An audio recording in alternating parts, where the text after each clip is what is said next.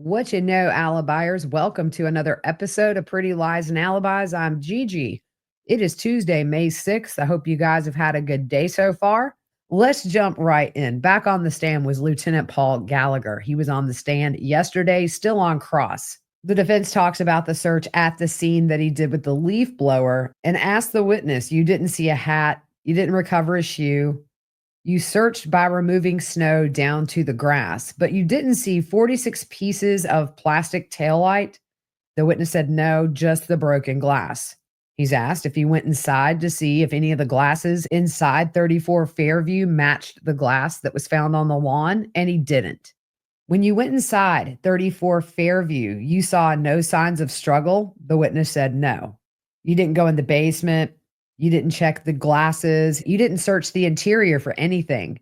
The witness said that wasn't why he was there. He didn't have a search warrant for 34 Fairview, and he never got one. At the time you went in, Sergeant Lank reported earlier the possibility that John O'Keefe may have gotten into a fight. The witness said they were theorizing, and an altercation was one of all the possibilities they were looking at that point. The witness knew there had been a party at the house earlier, but the witness said the house had nothing to do with the incident based on the evidence they had at that time. He didn't separate the people in the house. He didn't take anybody to the station, and he didn't prevent them from possibly coordinating their stories. After Jen McCabe gave her statement, they left. The defense asked if the reason they did not get a search warrant or separate the witnesses, take them to the station, did that have anything to do with your knowledge that the home belonged to a police officer? The witness said he's done that with police officers, even ones he's worked with, including charging their children. He said there was no special treatment by him towards Brian Albert. Defense, the reason Canton PD was recused is because of Kevin Albert. Are you aware he was disciplined in 2022? And the witness is aware of that. Do you stand by your statement that he's your best detective? And the witness says yes. You secured the solo cups from Deputy Chief Gallagher, and you were aware that his house had a ring camera facing across the street to 34 Fairview.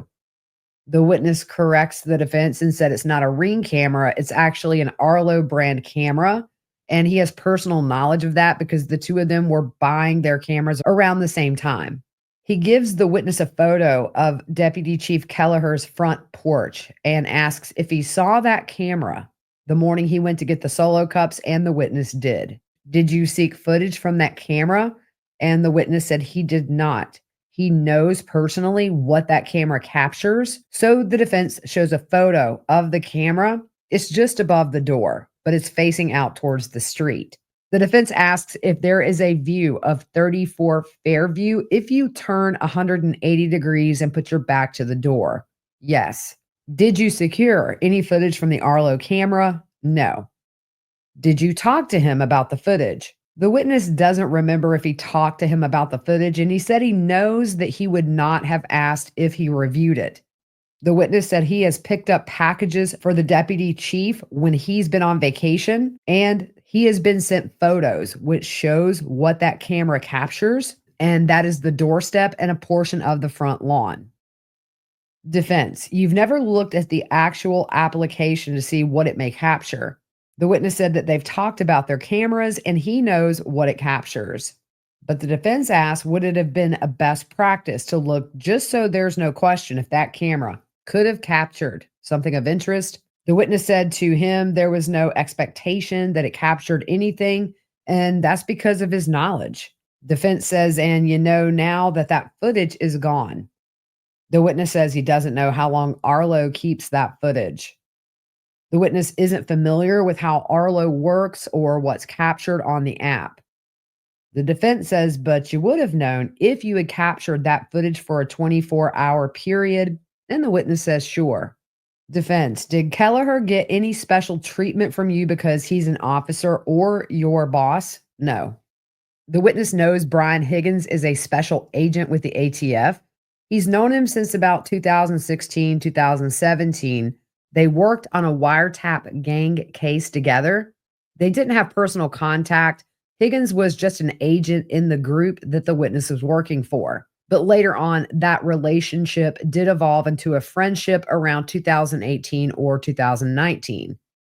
Higgins moved to the satellite office at the Canton Police Department, and he stayed there until January of 2022. They became friendly, they socialized, and he considers him a good friend. The defense asked if he's aware Mr. Higgins was at 34 Fairview when John was there.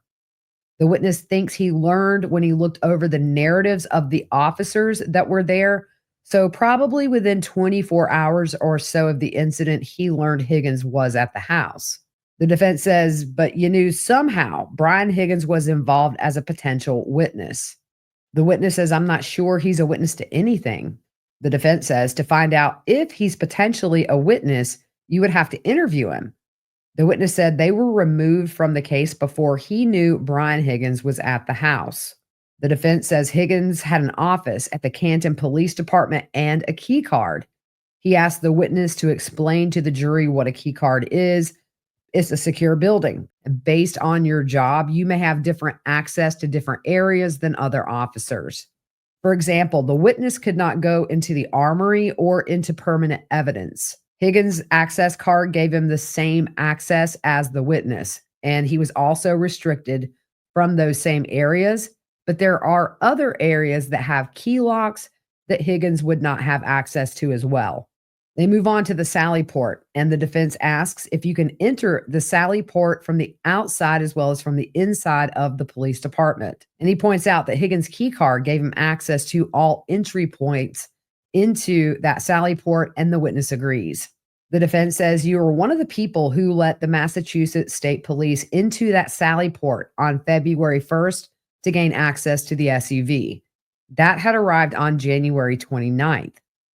From the time it arrived to the time it was processed, everyone at the police department would have had access to that Sally Port, including Brian Higgins, and the witness agrees.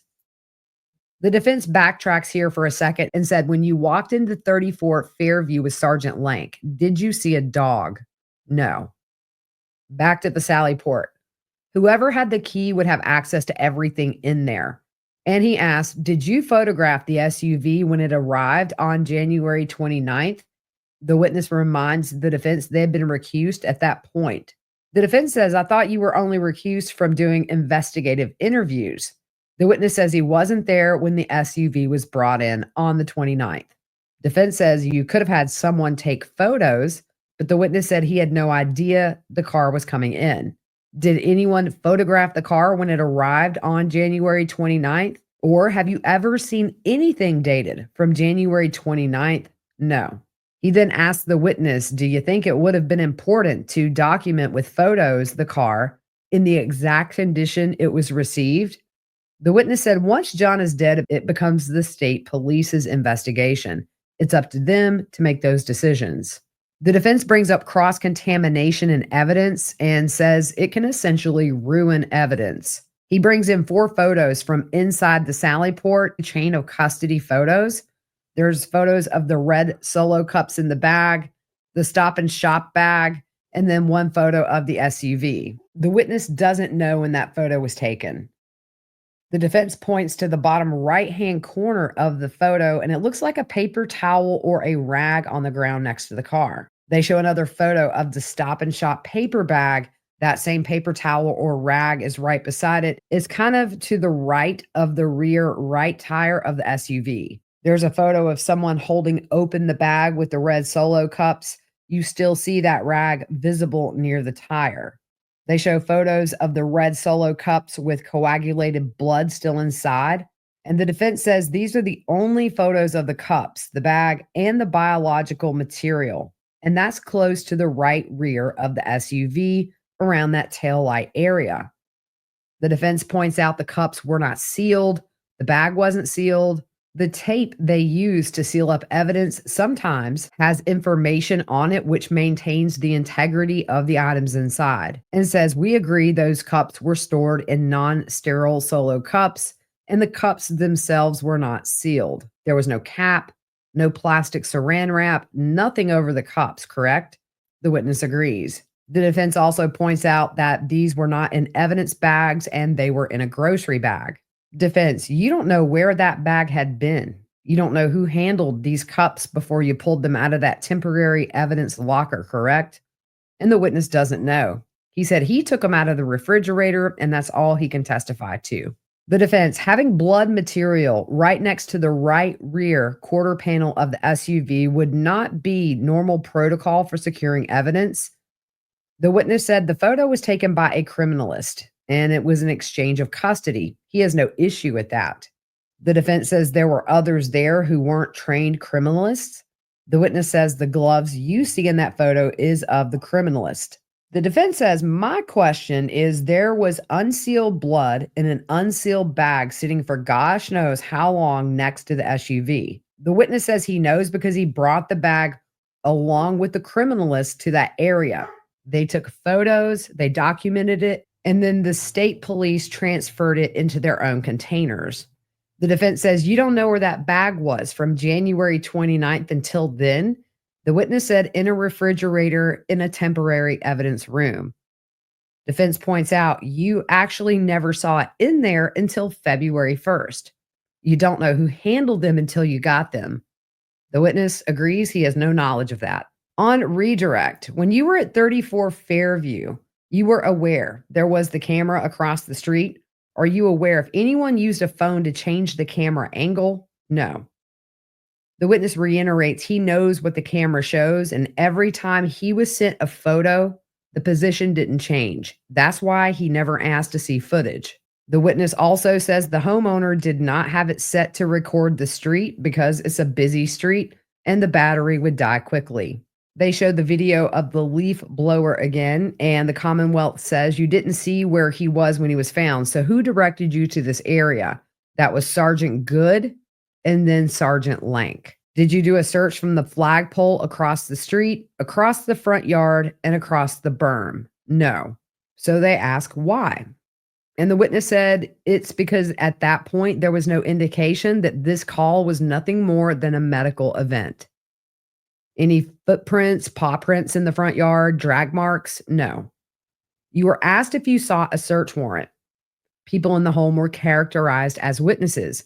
Is there any indication anyone in the home witnessed what happened to John? Or was there ever any indication John ever stepped foot in that home? No. He's asked if there are certain requirements to get a search warrant for a home. And the witness says you have to have probable cause, a reasonable belief of a crime or evidence of a crime could be found in a specific location. He had no reason to get one. He said he was invited into the home. Nobody prevented him from coming in or asked him to leave. And Brian Albert engaged in conversation with the witness. Were you doing any favors for anyone at that point? No. If you had probable cause, would you have gotten a search warrant? Yes. Are there other ways to document the scene other than with a report? He had someone videotape him using the leaf blower to show how effective it was. When you brought the cups to the criminalist, where did you give them to her? And he says the Sally port. Did you see anyone using a wipe? No. Did you see anybody shaking the cup? No. Did you see anything about corruption of evidence? And the witness says no. He has complete faith in the criminalist. Did the broken glass look the same yesterday as it did when you found it? Yes. Any indication that glass came from inside 34 Fairview? No. The defense is back up. You say you were spitballed trying to figure out what happened. You have to verify witness statements and actually investigate. You don't rule out anyone or anything off the bat, and the witness says correct. But you didn't seek to separate the occupants of 34 Fairview. You didn't interview Brian Albert, Brian Higgins, and you wouldn't because he was your friend, but you didn't ask anyone else to. The witness again says he did not know that Brian Higgins was at the house at the time he was there. You didn't talk to anyone at the house. Maybe that would have been a good idea. The witness said they were there for one reason, and they wanted to get to the hospital. The defense says it would have been no sweat off your brow to say who was here last night just before John was found dead on your lawn. The witness said Sergeant Lank actually did get a list of people who were there. But the defense says, so how did you not know Brian Higgins was there? The defense says, so how did you not know Brian Higgins was there? The witness says, where? What time? The defense says, when John arrived. The witness says again, when he found out Higgins was there, it wasn't until he read the reports from the other officers. The defense says, you said Lank did. He didn't tell his boss Higgins was there, and the witness doesn't remember. You didn't ask for consent to search the house? No. The defense says, you don't get into trouble if you seek a search warrant and the judge denies it. The witness said, I would need to articulate facts and circumstances and witness statements. Nobody, including Miss Reed, could put John in the house. I had a glass from a bar. Officers in the house, including myself, saw nothing amiss. I have a good faith obligation to present the truth to a judge. And if I don't, I could be put on a Brady list and my credibility to testify could be in trouble. I would have to twist circumstances to search Brian's house, and there was no reason then, and there's been no reason since. Defense. John was dead on the lawn with no coat. You don't think that's a reasonable assumption? He was missing a shoe. Maybe it was in the house? The witness said he did not see John, and the defense says, but you didn't seek to find the details. The Commonwealth got back up briefly and asked, have you found any reason to search that house? And the witness said, not to this day. The next witness was meteorologist Ron Gilman. He tracked steady snowfall throughout the morning. They had around 4 inches accumulate between 1 and 6 a.m. Around 5 a.m., the storm really started cranking up. And by 6 p.m., they had 2 feet of snow on the ground. That was the biggest snowstorm in history for that area ever in January. At the time John's body was found around 6 a.m., it was 24 degrees outside, and he says the ground would have been frozen. The next witness was Trooper Nicholas Guarino. He brings in the texts and voicemails that were left by Karen after they had been to 34 Fairview. He goes through unanswered calls. 12:33, 12:34 and 9 seconds, 12:34 and 38 seconds, 12:35 and 9 seconds, 12:35 and 35 seconds, 12:36 and 9 seconds, 12:36 and 40 seconds. At 12:37 and 8 seconds, there is a voicemail where she says, John, I effing hate you. Back to missed calls, 12:38, 12:39 and 3 seconds, 12:39 and 37 seconds, 12:40, and then at 12:41, there is a voicemail, which appears to be accidental. At 12:55, there is a text message, see you later. Missed calls at 12:58 and 19 seconds and 12:58 and 47 seconds. 12:59, there is a voicemail. This is number 3. It says, John, I'm here with your effing kids. No one knows where you are, you effing pervert. At 1:02 a.m., there is a text message, your kids are cucking alone. At 1:04, there is a text, I'm back in Mansfield, the kids are home alone. 1:10 and 17 seconds, there is a voicemail. It's 1 in the morning. I'm with your effing niece and nephew, you effing pervert. You're a effing pervert. Missed calls at 1:10 and 44 seconds, 1:12 and 18 seconds, 1:12 and 46 seconds, 1:13, 1:14 and 11 seconds, 1:14 and 44 seconds, 1:16 and 10 seconds, 1:16 and 38 seconds, and then another voicemail at 1:17 a.m. John, I'm going home. I cannot babysit your niece. I need to go home. You are effing using me right now. You're effing another girl. She says something I can't understand, sleeping next to me. You're a effing loser. F yourself. Missed calls, 1:18 and 38 seconds. Then we have missed calls later on, 4:38 and 14 seconds, 4:38 and 49 seconds, 4:39, 4:40, 4:42 and 5 seconds, 4:42 and 54 seconds, 4:45, 5:04, 5:21, 5:23. That is a voicemail. It's very frantic. The only thing I could make out was the name John. Unanswered calls at 5:24, 5:25, 5:26, 5:28 and 16 seconds, and then 5:28 and 43 seconds, 5:29 and 21 seconds, 5:29 and 46 seconds, 5:30 and 15 seconds, and again 5:30 and 52 seconds, 5:31, 5:36, and 6:03 is a voicemail. Lots of background noise. You hear part of the 911 being called, absolute chaos.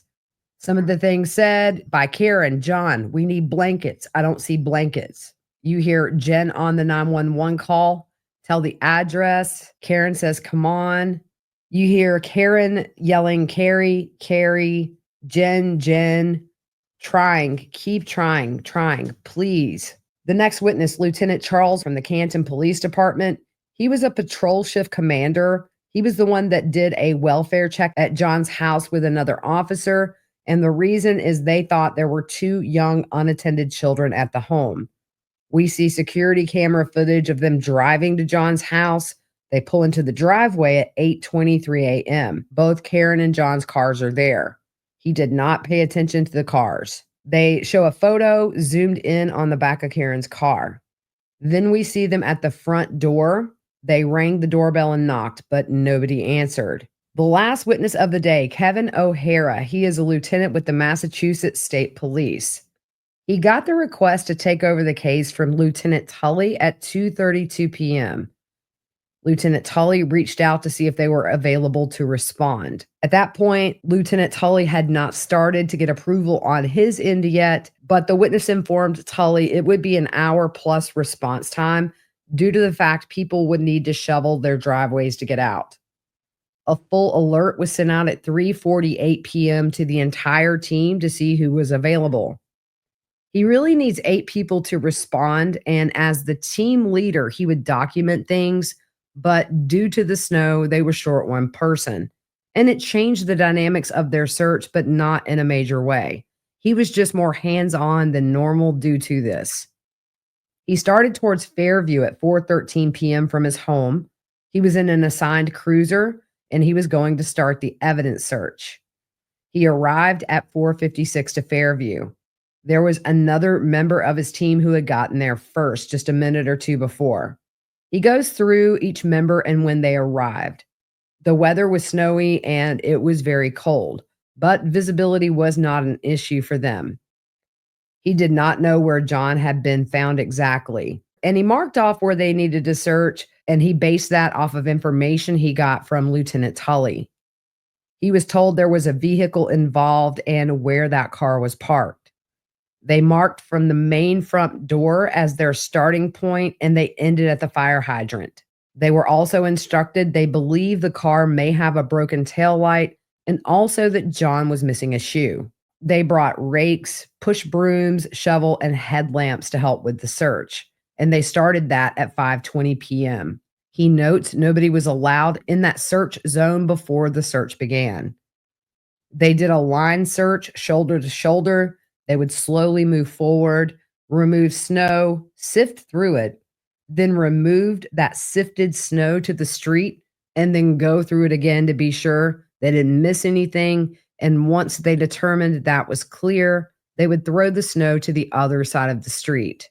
He said the snow plow had caused a 3 or 4 foot embankment, but none of that had reached where John's body was found. They found the first piece of taillight at 5:45, and they show 2 photos. They also found John's shoe upside down near the curb. It was full of snow, and they show a picture of that. They found 6 or 7 more pieces of broken taillight on their search. A couple of those were at ground level. He said the only people who searched the scene were CERT members, and when they stopped finding pieces of that taillight, they decided to suspend the search. He told Lieutenant Tully that they probably did not find everything but could return. The search officially ended at 6:15 p.m. On cross, there wasn't crime scene tape up and there was no police on scene. But if someone came in the area, the witness said they would have seen due to the snow. When they got the request at 2:32, this was right at the same time police were planning to seize Karen's car, which at this point it was at her parents' house. When he pulled up, the tail of his car was facing the flagpole. The grid area was behind him and it was dark out. The defense says your focus was not on the area behind you because you didn't know where you were going to search at that point, and the witness says correct. He said Lieutenant Tully directed him to the flagpole area.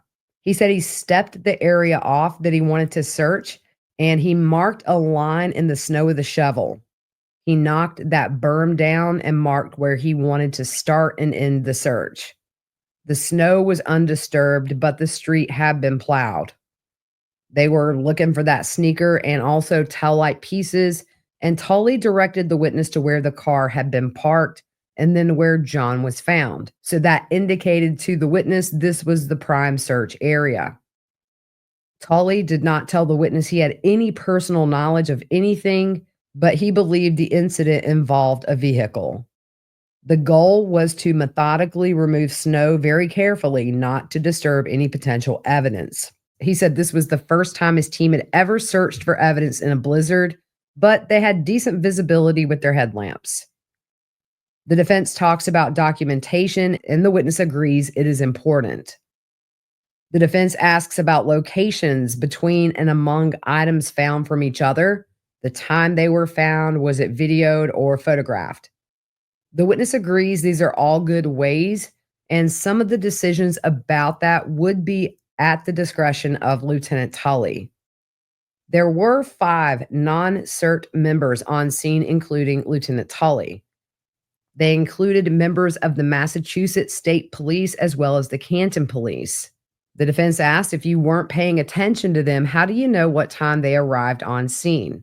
The witness said that he didn't see them until the line search started, and they were not on scene before that. They did not come at his direction, and they were not requested to be there. There were maybe 3 state police and 2 Canton police officers, and they were in civilian clothing. Defense: who else made contact with you from 34 Fairview? The witness said an adult male in a hoodie exited the house and stood on the front porch. He asked if they were here for what happened earlier. The witness said yes, and the adult male in the hoodie, that we all assume is Brian Albert, turned and went back inside. Defense: you recovered a piece of plastic first before the shoe. Of the 6 or 7 pieces found, the shoes and pieces were close. How close? The defense says several inches to maybe a foot or 2. He's asked if he remembers testifying about this in 2022 before the grand jury, and he does. The defense asks if he remembers how he described where everything was. The witness says a few inches to about a foot away. The defense points out that moving snow could also move items, but in this case, nearly everything was right around each other. The witness said he can't say for sure. They used a handheld GPS as they found items, and that was turned over when they were finished. Defense says in May of 2022, you said within inches, and the witness says yes. The defense points out after their search, there were 40 additional taillight pieces found. The witness said that was not from his team. He doesn't know who found them or when. So that was it for today. We'll be back live at 9 a.m. tomorrow. So come watch Testimony with the Alibiers. And tomorrow, I'll recap the day's best testimony in an hour or less. So I hope you guys have a good rest of your evening, and we will see you soon.